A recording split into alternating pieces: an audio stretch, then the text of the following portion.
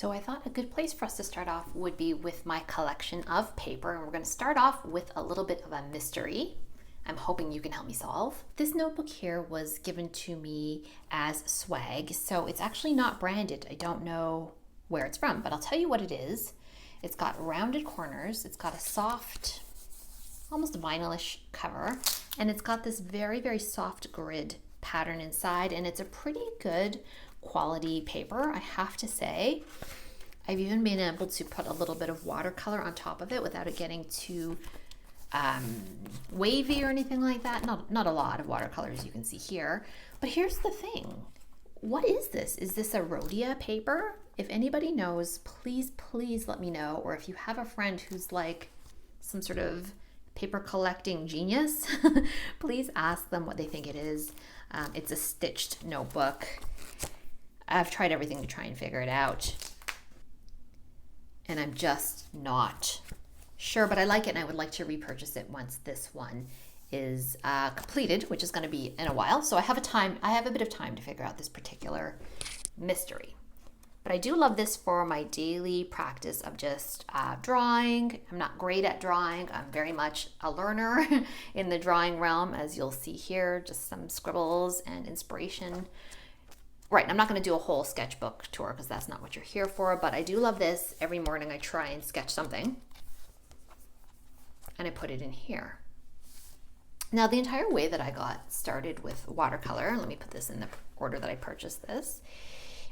This is the very first watercolor spiral journal that I ever purchased. The way I got started with watercolor, it's actually kind of funny.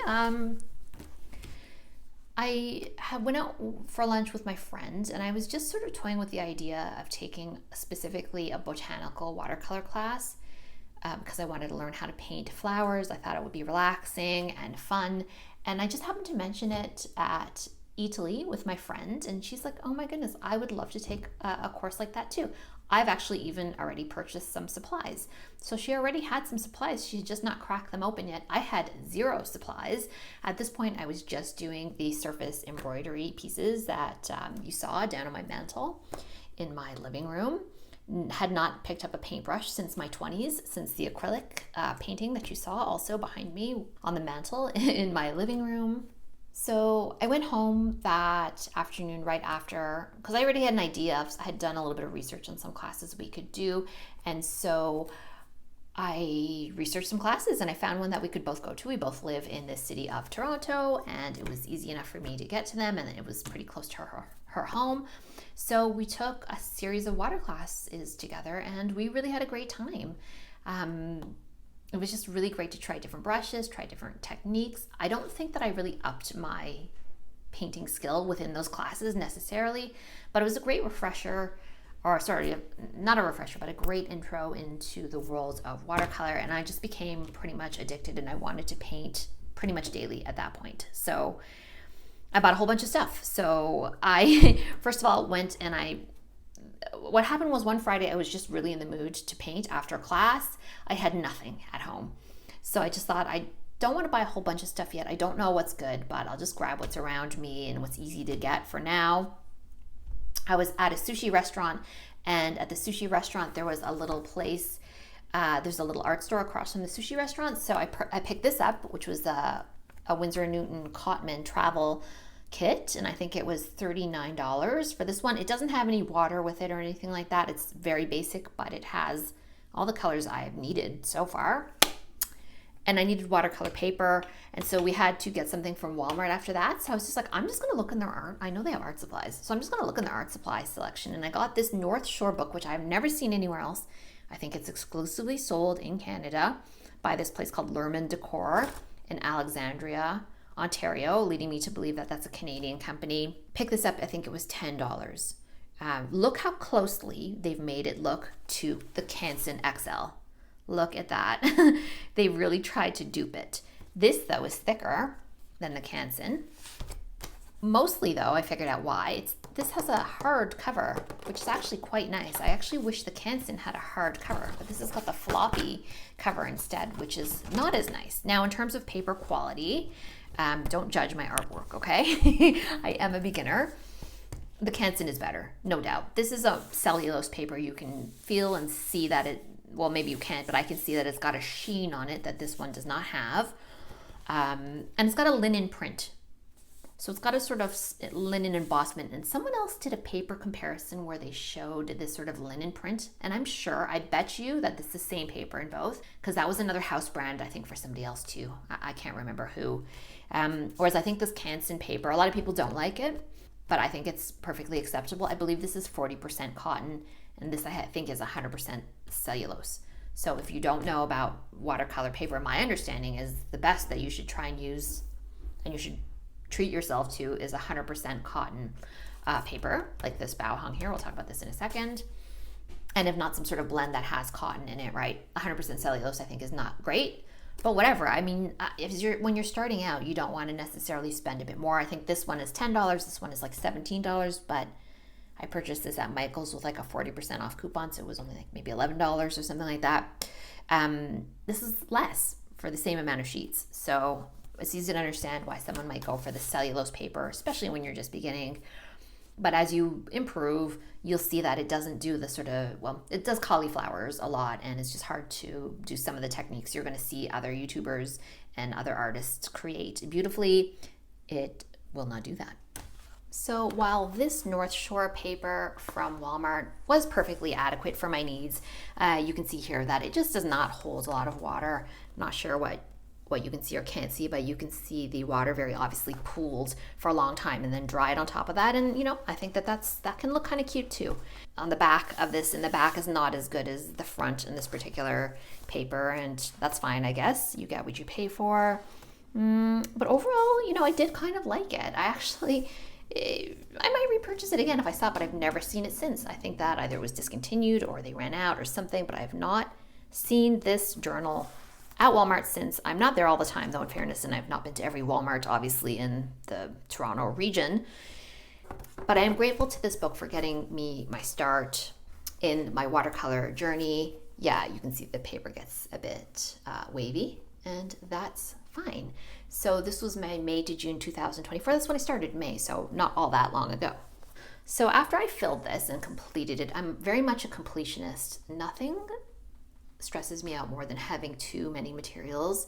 I feel stressed to fill them all up.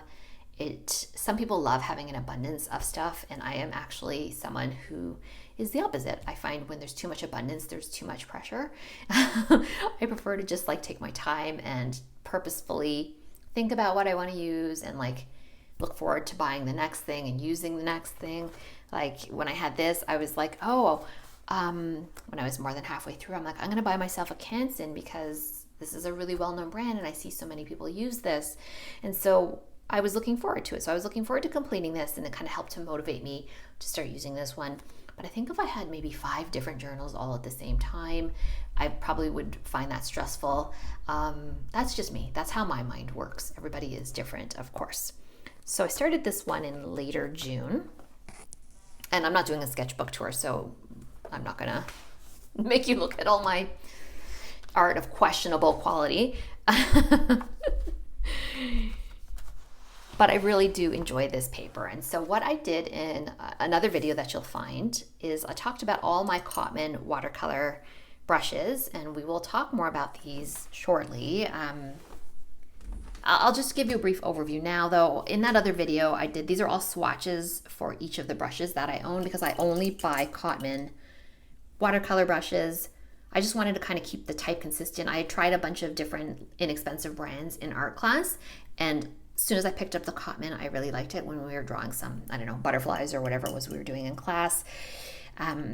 If you can only buy and afford one off the top because you're just trying to limit how much you're spending, I would strongly suggest getting the Cotman 111 round number 10. Why do I say that?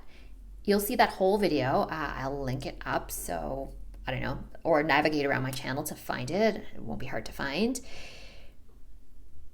I like this 10 because look, it does a nice thick line equal to a filbert, right? I don't know if you know what a filbert is, but a filbert's got, you probably do, but a filbert's got the nice, it's a flat brush, but it's got the rounded edge there.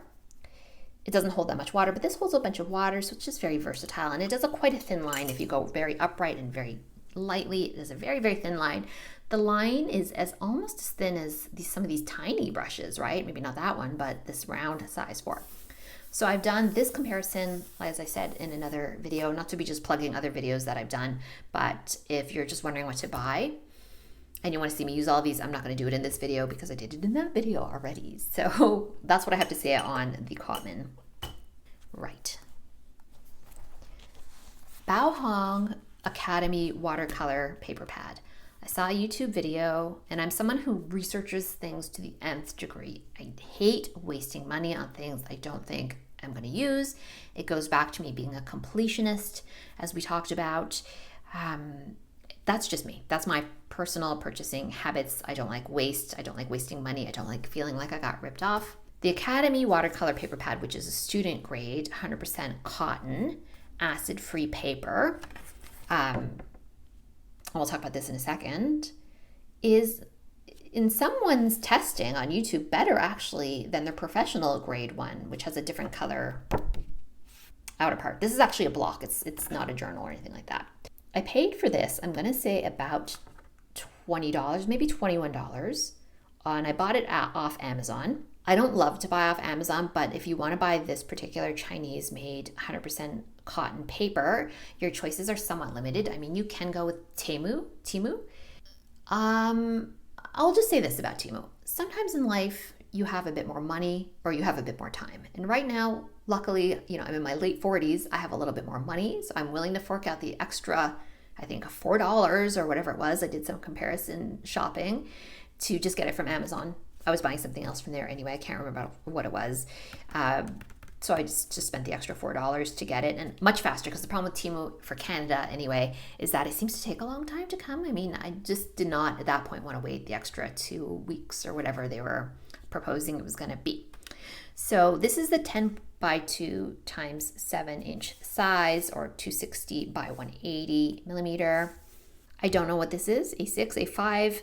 All you artist types will know what size this is. I don't know what size this is in the A's. This is a heavy duty quality paper, and it is actually really good. I have not tried arches. People say it differently. I think it's technically arche because it's French. I've not tried their paper. That is apparently the best pretty much that you can buy. But a lot of people say this is very comparable and very good quality for the money. So yeah, I purchased it, and it's about half done right now. I mean, no qualms recommending this. Definitely not. Look how much this, I mean, I wish I could have shown you this when it was fresh, but it had a lot of water pooling on the top as per the tutorial I did in this book, which I'll talk about shortly. So this is not my art. This is Onmar Wynn's work. Sorry, one second and I'll find the painting. Yeah. So it called for a lot of pooling of water. And it just took it like a champ. I mean, I couldn't have done this with a Canson. I could not have done this, obviously, with the 100% cellulose first journal that I had. It just sucked it all up, and I could drop more color into it. And what a breeze. What a breeze watercolor is with just the highest quality paper. So it's true. When you hear people talking about the high quality stuff, it does make a difference. But I don't want to be an elitist about this either. I think there's definitely a place for the inexpensive paper as well. How can you practice and feel good? Because here's the thing, when this is $1 a page, I paid $20 and there's 20 sheets in here. When it's $1 a page, you don't want to just rip through it and do 5 paintings in a day. Or maybe you do, I don't know. I don't know your lifestyle or life, but there's a place for the less expensive stuff too, because sometimes you just need to fiddle around and just test stuff out, right? So that's what I have to say on the subject of paper. Let's move on to more paper, but in a book format. We'll talk about that next. So these are the 2 books I have about watercolor. I've had others primarily from the library because, well, I just like to use the library. But my friend Jen, who took the watercolor class with me, she got deep into watercolor as well. And so she did lots of research, and she said this book kept coming up again and again. It's called Watercolor Workbook, 30-Minute Beginner Botanical Projects on Premium Watercolor Paper by Sarah Simon. And I love that there are lessons in the beginning, and then you go into pretty quickly on, you start using washes, you start mixing colors. I can't show you all the pages because guess what? Did you guys know that if I show you all the pages, it ends up getting some sort of copyright strike or something like that? I can just show you a selection, which is fine. You should just pick it up yourself. It's like half or 3/4 watercolor paper. So it's actually this good quality paper that you can really kind of go to town on.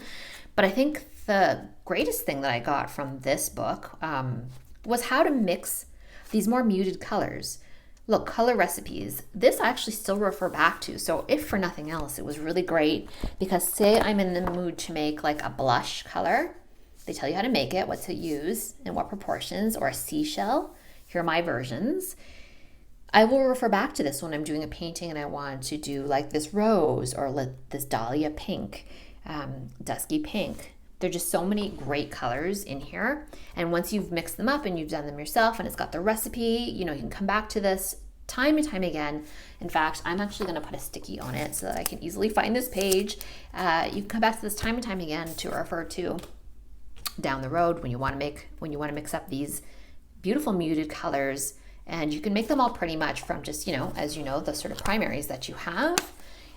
Really, really good. It uses a lot of white, which is interesting because my watercolor teacher, and I'm sure you guys know all our teachers have their own picadillos, she didn't like us to use white, but this one is full of using white. Like so many of these lighter colors are very much based in using the white out of your watercolor set. So there's that.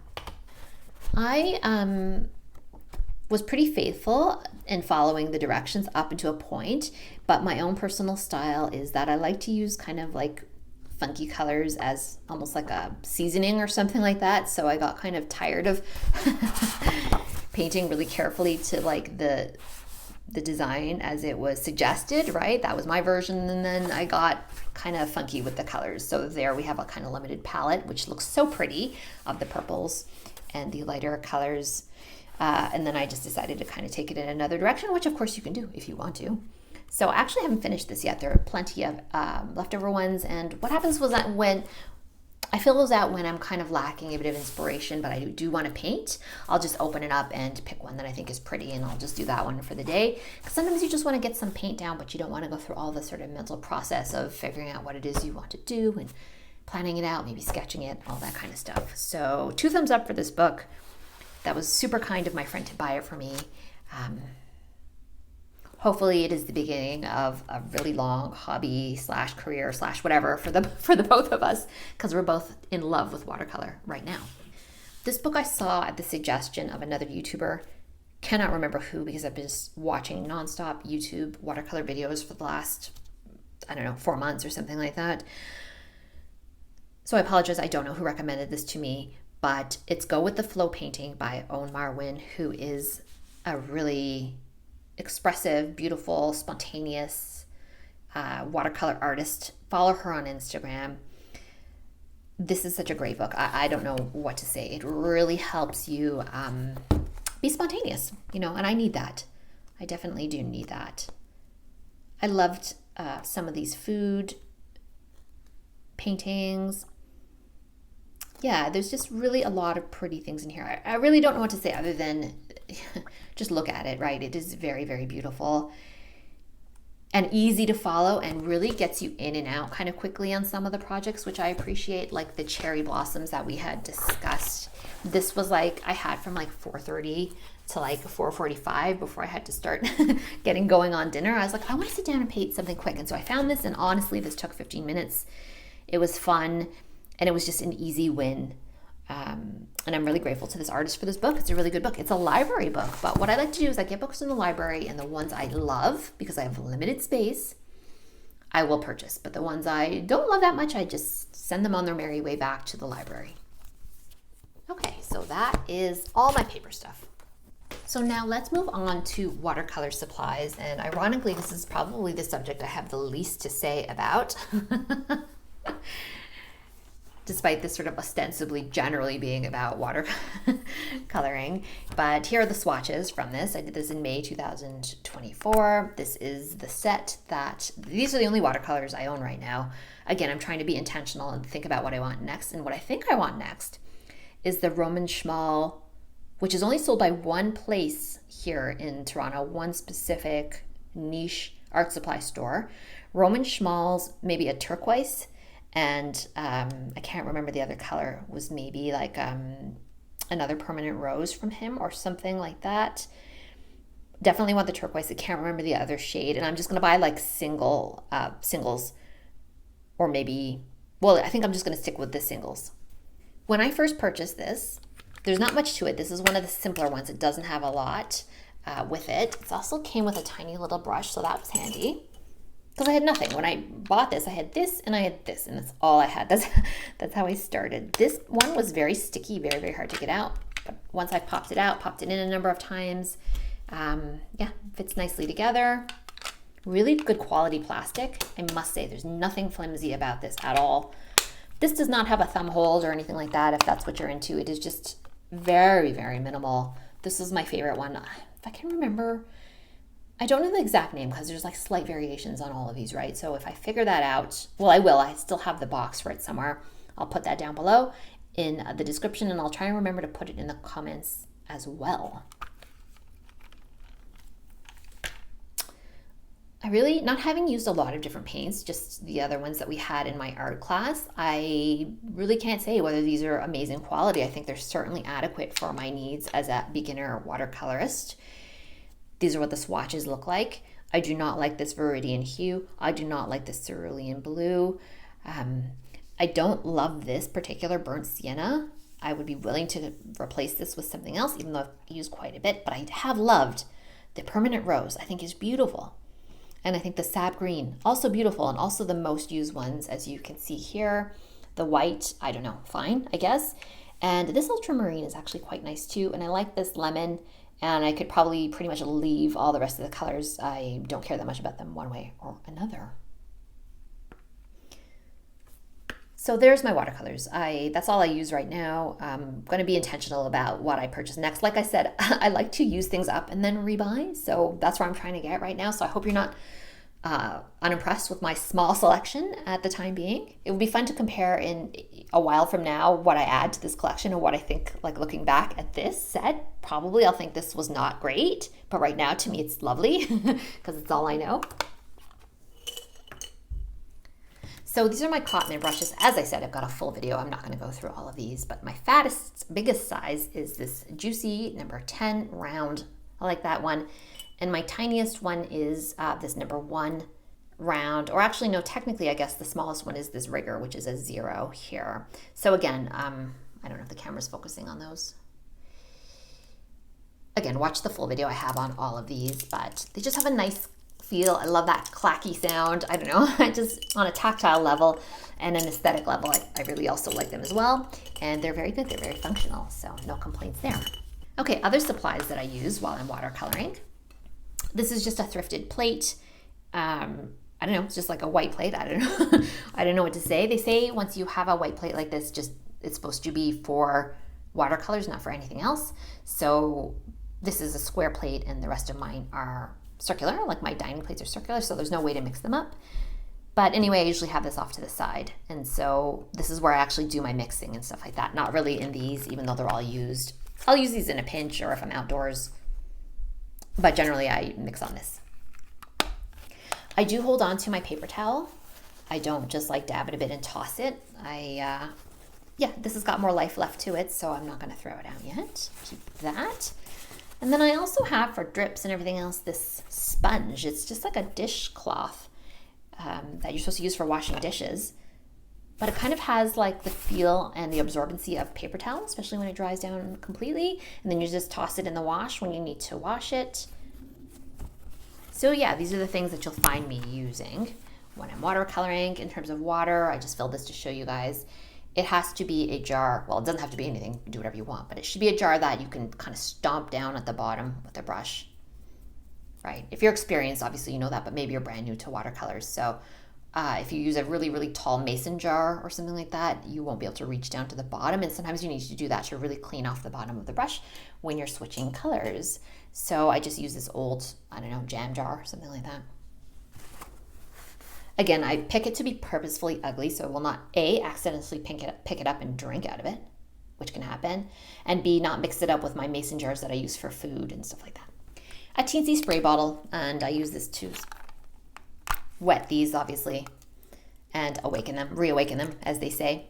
So I'll give that a good spritz and then get on my merry way with painting. Okay, plain old Scotch tape, transparent tape, whatever you guys call this. You can actually use this, and I have used it semi-successfully for painting things. You can use it to make an edge. It's not as good as painter's tape, but it works in a pinch. Definitely though, I don't know, you probably have heard the trick where you kind of stick it on your clothes to make it more linty, right? I'm not sure how well that showed, but once it picks up a bit of lint, it's a little less sticky, so it's less likely to just rip your cotton paper. So that's what I do with this tape. It can pull though, so listen, I'm warning you, be careful or do it on something that's not too precious because it can actually rip the paper as well. Just be careful.